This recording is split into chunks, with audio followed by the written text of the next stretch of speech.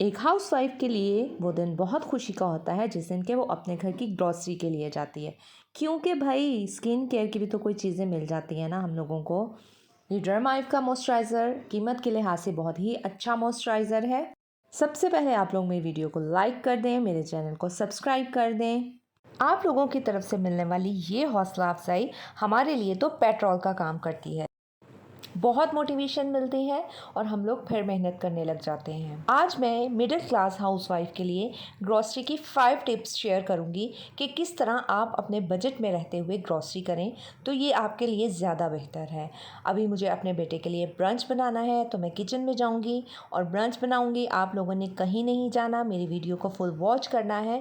अगर आप सुनना चाहते हैं कि ऐसी कौन कौन सी टिप्स हैं जिनको फॉलो करके हम लोग भी अपने बजट को आउट ऑफ कंट्रोल ना होने दें। महंगाई के इस दौर में जब हमारे पास एक लिमिटेड सैलरी एक महीने के बाद हमारे हाथ में आती है तो उसको एक बेस्ट वे में यूज़ करना हम होम मेकर का काम है।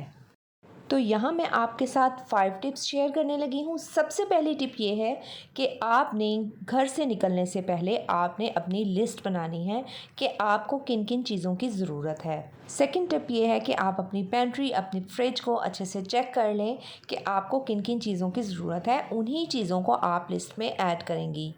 अब आ जाती हैं वो चीज़ें जिनका ख्याल हमें रखना है ड्यूरिंग शॉपिंग, यानी कि जब आप शॉपिंग कर रही हैं, अपनी ग्रॉसरी कर रही हैं, तब कौन सी टिप्स हैं। टिप नंबर 3 ये है कि आपने सबसे पहले अपनी लिस्ट के मुताबिक ही चीज़ें लेनी हैं।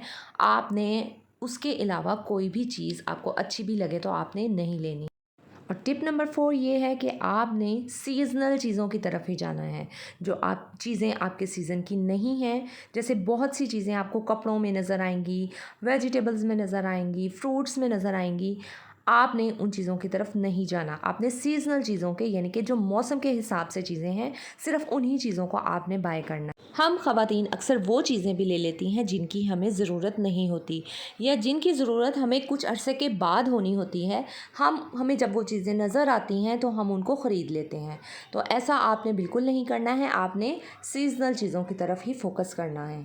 बातें करने के साथ साथ मैं अपने बेटे का ब्रंच तैयार कर रही हूँ।